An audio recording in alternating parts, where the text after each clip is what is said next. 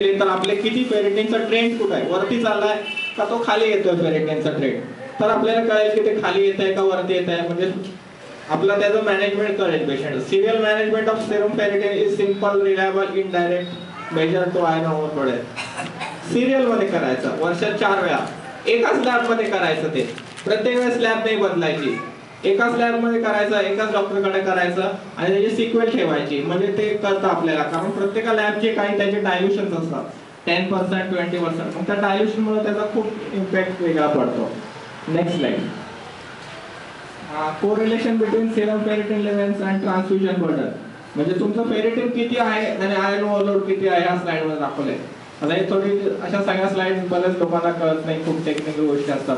2000, 4000, 6000, 8000 ह्या साईडचं आहे जे फेरेटिन आहे, आणि हे जे आहे नंबर ऑफ युनिट्स तुम्ही दिलेले आहेत, म्हणजे ट्रान्सफ्यूज युनिट्स आहेत 20, 40, 60, 80, 100, 120, 140, 160, 80, 200, 220. ते कसं वरती जात आहे, कारण तिथं नो चिलेशन दिलेलं आहे त्यांनी, की तुम्ही चिलेशन दिलं नाही तर हे वाढत जात आहे. की एक 140 ला अराउंड ते 12,000 पर्यंत दाखवत आहे, 120 ला 10,000 पर्यंत दाखवलंय, तो तसं ते वाढत जाईल.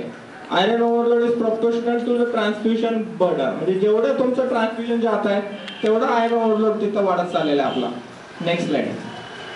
Measuring LIC liver iron concentration by liver biopsy.